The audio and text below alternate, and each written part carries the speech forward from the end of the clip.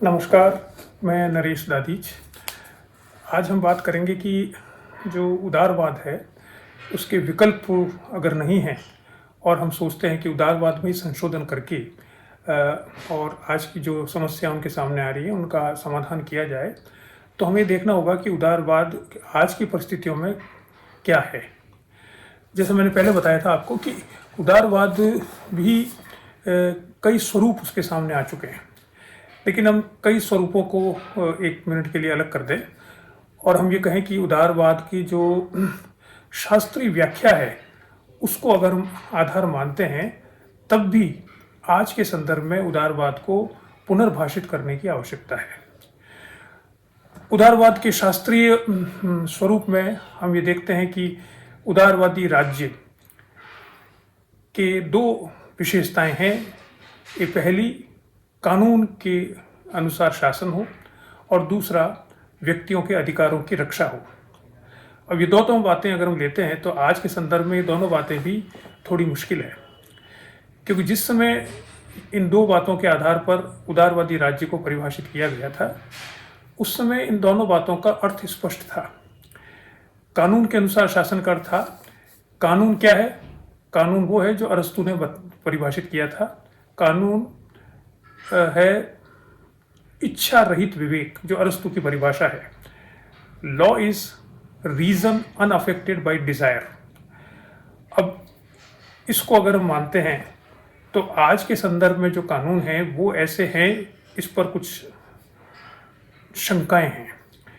आज बहुत से ऐसे राज्य हैं जिनमें जो कानून बन रहे हैं वो इस पर आधारित नहीं है। जिस समय उदारवाद आया था, उस समय कानून का निर्माण इसी प्रकार से होता था, विवेक पर आधारित होता था, सार्वभौमिक हितों को ध्यान में रखकर होता था और व्यक्तिगत इच्छाओं को उससे परे रखा जाता था। पिछले कुछ वर्षों से, जैसा मैंने बताया था कि इवन राजनीतिक दल, जो कि प्रजातंत्र का एक प्रमुख हिस्सा है, वो जब सत्ता में आता है और कानून बनाता है, तो कई ऐसे कानून होते हैं जो इस पर खरे नहीं उतरते कि रीजन अनअफेक्टेड बाय डिजायर। वो कानून ऐसे हैं जो राजनीतिक दल की वोट बैंक को पोषित करते हैं और इसलिए ये नहीं कहा जा सकता कि वो ऐसे विवेक पर आधारित कानून हैं जो इच्छा रहित हैं। तो राजनीतिक दलों के द्वारा जो कानून बनाए जा रहे हैं प्रजातंत्र के अंतर्गत, उस पर भी ये शंकाएं हैं कि कानून वैसे नहीं है। इसी प्रकार से जहाँ पर प्रजातंत्र नहीं है या कमज़ोर है, वहाँ पर धर्म आधारित कानून बनाए जाते हैं। जो थियोक्रेटिक स्टेट्स बहुत सारे बन चुके हैं, पहले से भी हैं, उनमें जो कानून हैं उन्हें हम विवेक पर आधारित कानून नहीं मान सकते। बहुत सी जगह पर बाकी कानून जो हैं वो तो इसी प्रकार से जैसा अरस्तू ने कहा था, लेकिन कुछ कानून उनमें ऐसे बनाए जाते हैं जो कि इस पर खरे नहीं उतरते।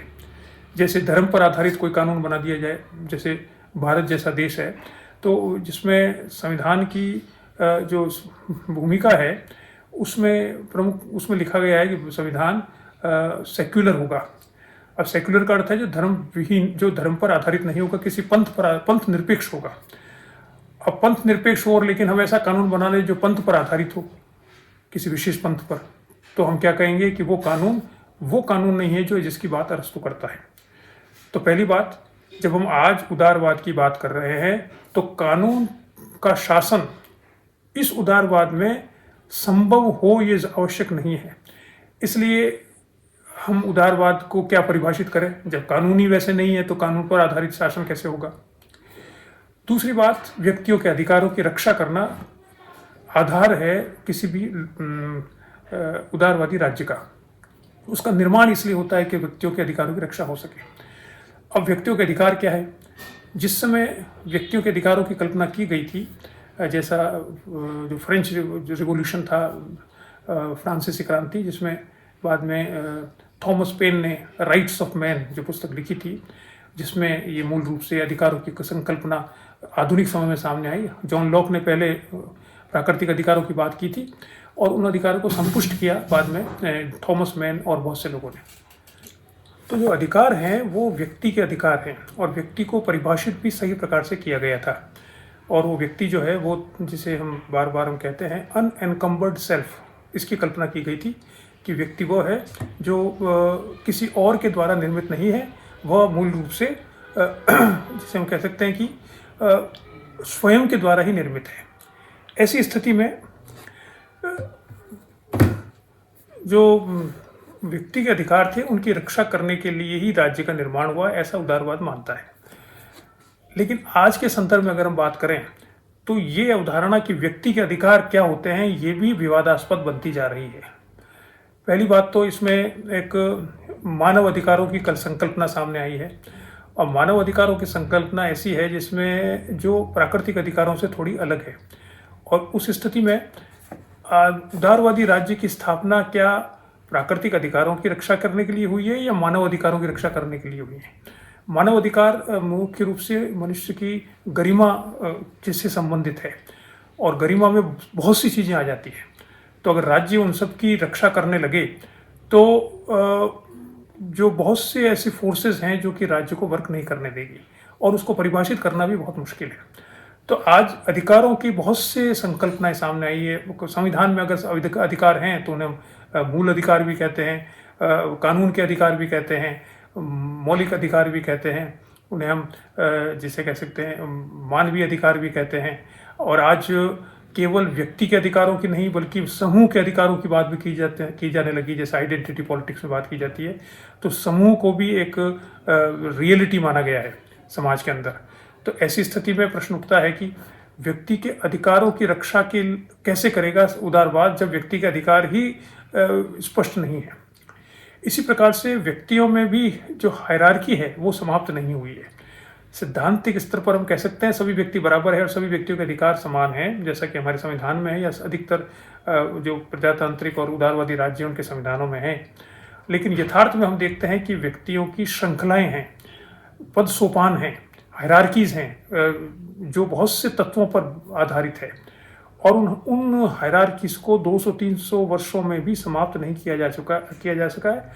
कम हुई है, लेकिन कई तरह की हायरार्कीज है जो रूढ़िवादी हायरार्की थी वो कम हुई है, तो नई प्रकार की आधुनिक हायरार्की बनती जा रही है। जैसे धन पर आधारित या शक्ति पर आधारित हायरार्की बनती जा रही है। अगर जाति या नरजाति पर आधारित हायरार्की अगर कम हुई है तो जो दो तत्व उदारवादी चिंतन के प्रमुख थे कि जो कानून का शासन और व्यक्ति के अधिकारों की रक्षा, आज इन दोनों में ही संशय उत्पन्न हो गया है, क्योंकि दोनों की परिभाषाएं ही विवादास्पद बनती जा रही है। ऐसे में अगर हम कहें कि हम उदारवादी चिंतन में संशोधन करके और हम ये जो समस्याएं हैं आज मनुष्य के समक्ष उनको समाप्त कर सकते हैं, तो ये करना बहुत मुश्किल है। एक और जो समस्या सामने आ रही है उदारवादी के, जो कहा गया है कि उदारवादी का पतन क्यों हुआ है। इकोनॉमिस्ट जो एक बहुत बड़ी पत्रिका है, हम जानते हैं, जिसने एक साल भर पहले शायद एक अंक निकाला था जो उदारवाद पर ही पूरा केंद्रित था, और उसमें ये चिंता व्यक्त की गई जो हम लोग बात कर रहे हैं कि उदारवाद का पतन क्यों हो रहा है।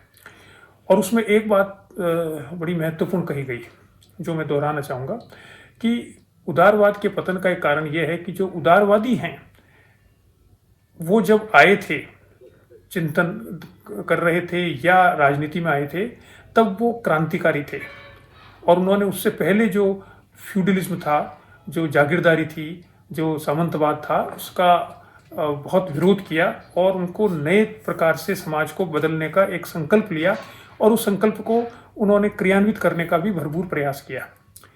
धीरे धीरे जब उदारवाद के विरुद्ध जो फोर्सेस थी वो जब कमज़ोर होने लगी तो उदारवादी भी शिथिल हो गए। और विशेष रूप से हम देखें जो 1990 के दशक से हम देख सकते हैं कि जब ऐसा नज़र आने लगा उदारवादियों को कि अब तो हमारा मुकाबला करने वाला कोई नहीं है, तो वो आत्मसंतुष्ट हो गए और उदारवादी जनता से अलग हो गए। पहले तो जनता से जुड़े हुए थे, उनको मालूम था कि जनता की समस्या क्या है, और उस समस्या का समाधान करने के लिए वो अपने विचार बनाते थे और राजनीतिक दल बनाते थे। जब सत्ता में आते थे तो उसके अनुरूप कार्य भी करते थे। लेकिन 1990 के दशक के आते आते उनको लगा कि अब उनको कोई चैलेंज नहीं है और जनता को हमको वोट देना ही पड़ेगा और हम सत्ता में ही रहेंगे, तो वो शिथिल हो गए। उनमें जो इनोवेशन था वो समाप्त हो गया, वो व्यक्तियों से कट गए। जो सत्ता में लोग थे उदारवादी, उनका व्यक्तित्व गैर उदारवादी बनता गया, बल्कि हम कहेंगे कि उदारवाद के विरुद्ध बनता गया। यानी वो जैसे हम कैसे स्वयं ही ऑथोरिटेरियन बनते गए। जब सत्ता मिल जाती है और कोई चैलेंज नहीं होता, तो ऐसा लगता है कि सत्ता हमारा जन्मसिद्ध अधिकार है और जनता का काम है कि हमारी सेवा करे। हम जनता की सेवा करने के लिए नहीं है, जनता हमारी सेवा करने के लिए, हमारी सुख सुविधाएं पूर्ण रूप से बनी रहे, क्योंकि जनता के पास कोई विकल्प नहीं है। और उसमें सारे राजनीतिक दल सम्मिलित हो गए। आप ए पॉलिटिकल पार्टी और बी पॉलिटिकल पार्टी राजनीतिक दल जब एमर्ज होते हैं, तो धीरे धीरे वो बाकी छोटे मोटे राजनीतिक दलों को समाप्त कर देते हैं और बड़े बड़े राजनीतिक दल बन जाते हैं। जैसे अमेरिका और इंग्लैंड में तो वहाँ 2 ही बड़े राजनीतिक दल हैं। तब वो दोनों राजनीतिक दल ये सोचते हैं कि या तो मैं सत्ता में रहूंगा या ये दूसरा वाला सत्ता में रहेगा, जनता तो सत्ता में आएगी नहीं। इसलिए दोनों शिथिल हो जाते हैं कि आप हमें वोट दीजिए, हमें नहीं तो वोट दोगे तो उनको वोट दोगे आप, और हम दोनों की आपसी समझौते हैं इंटरनली, इसलिए हम सुधरने की कोई कोशिश नहीं करेंगे, हम उदारवादी नहीं होंगे, चाहे हम प्रोफेस उदारवाद के दर्शन का करें। तो उससे क्या हुआ कि जो उदारवाद के, देखिए कोई भी राजनीतिक दल हो, राजनीतिक विचारधारा हो, वो अंतिम रूप से तो जो राजनीतिक विचारधारा को प्रोपगेट करते हैं उनके व्यक्तित्व से ही सामान्य आदमी को समझ में आती है। जैसे महात्मा गांधी थे, अब महात्मा गांधी कहते थे अहिंसक हो या गरीबों की सेवा करो, तो उनके व्यक्तित्व में वो झलकता था, इसलिए उनकी बात में दम था और लोग उनकी बात को मानते थे। अब अगर आप कहो कि हम गरीबों की सेवा करेंगे और खुद बड़े बड़े गाड़ियों में घूम रहे हो, खुद लोगों से मिलते ही नहीं हो, तो ऐसी स्थिति में लोग आपको धीरे धीरे आप पर विश्वास करना बंद कर देंगे कि आप दो तरह की बातें करते हो, बोलते कुछ हो और करते कुछ हो। ये सारे समाज में, सारी दुनिया में हो रहा है, और विशेष रूप से राजनीतिक जो उदारवादी जो राजनीतिक दल है उनके नेताओं में हो रहा है। तो वो नेता सारी दुनिया में, जो उदारवादी राजनीतिक दल के नेता अधिकतर, वो धीरे धीरे शिथिल हो गए हैं, वो इनोवेटिव नहीं रहे हैं। उन्होंने जन्मसिद्ध अधिकार मान लिया सत्ता में रहने का, और इस कारण से जनता उनसे विमुख होती जा रही है। इसके विपरीत जो कंजर्वेटिव पॉलिटिकल पार्टीज हैं, जो रूढ़िवादी राजनीतिक दल है, उनमें ये संकट कम है, क्योंकि उनके जो लोग हैं, वो लोग, उनका जो नेतृत्व है वो समाज में जो परंपराएं हैं उन परंपराओं के साथ चलता है। इसलिए वो, क्योंकि वो ये क्लेम नहीं करता कि हम कोई बहुत बड़ा क्रांति करने वाले हैं, तो वो तो जो जनता कहती है उसके अनुसार चलते हैं, जनता का जो मानस होता है उसके अनुसार चलते हैं। तो ऐसी स्थिति में उनके सामने संकट नहीं होता कि उनका व्यक्तित्व और उनके विचारों में भेद है। लेकिन उदारवादी चूंकि क्रांतिकारी थे, इसलिए उनके विचार और उनके व्यक्तित्व में समानता होनी चाहिए, तब उनकी बातों में वजन होगा। तो ये एक और जो इकोनॉमिस्ट के अंतर्गत इस पे वो कहा गया है, तो मैं ये बताना चाह रहा था कि ये एक और बड़ा संकट है। जो उदारवादी राजनेता हैं उनका व्यक्तित्व उदारवादी विचारधारा के अनुकूल नहीं रहा है, वो जनता से कट गए हैं, वो स्वयं बड़े ही अभिमानी डिक्टेटोरियल होते जा रहे हैं, खुद स्वयं के स्वार्थ में काम करने लगे हैं, वगैरह वगैरह। एक अंतिम बात ये भी है कि क्या ये जो बहस, जो उदारवाद का मूल आधार है विवेक, वो मानता है कि समाज का, जैसे विज्ञान और टेक्नोलॉजी भी विवेक पर आधारित है, तो विज्ञान और टेक्नोलॉजी ही समाज का कल्याण कर सकते हैं, वैसे विचारों में भी विवेक पर आधारित विचार ही समाज का कल्याण कर सकते हैं, व्यक्ति का कल्याण कर सकते हैं, ये धारणा है। लेकिन समस्या यह है कि विज्ञान तो विवेक पर ही चलता है, लेकिन मानव जीवन केवल विवेक पर चले ये संभव नहीं है।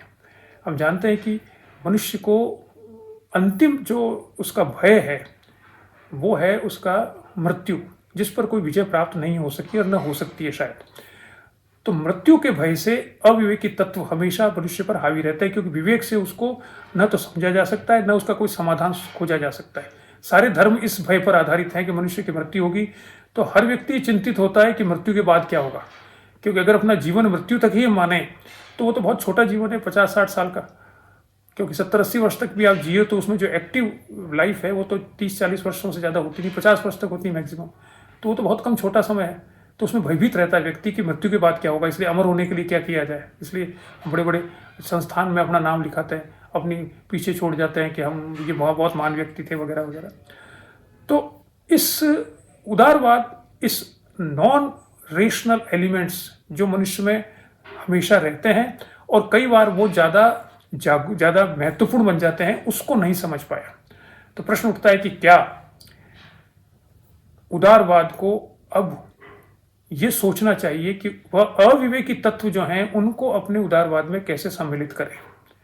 यानी केवल विवेकीकृत विचारधारा ही रहेगी तो क्या वो हमेशा सफल हो सकती है, या वह ऐसा नहीं है और उसे अविवेकी तत्व जो हैं उनको भी अपने अंदर समायोजित करना पड़ेगा। एक तत्व तो सामने आ ही रहा है जिसे हम कहते हैं कि आइडेंटिटी पॉलिटिक्स, जो एक कुछ हद तक अविवेकी तत्व है, क्योंकि वो व्यक्ति की अनएनकम्पर्ड सेल्फ जिसे कहा जाता है, व्यक्ति के अलावा समाज के सदस्य के रूप में व्यक्ति को परिभाषित करती है। तो दूसरे अर्थों में कहें हम तो व्यक्ति को समाज के सदस्य के रूप में परिभाषित करके उदारवाद में कैसे शामिल किया जा सकता है, ये भी एक महत्वपूर्ण प्रश्न सामने आ रहा है। तो ये कुछ बातें हैं जो कि हम देख सकते हैं कि उदारवाद में क्या हम परिवर्तन करें जिससे कि उदारवाद सक्षम बने वापस से और वह मुकाबला कर सके जो समस्याएं उसके सामने आ रही है उनका अच्छे प्रकार से। नमस्कार।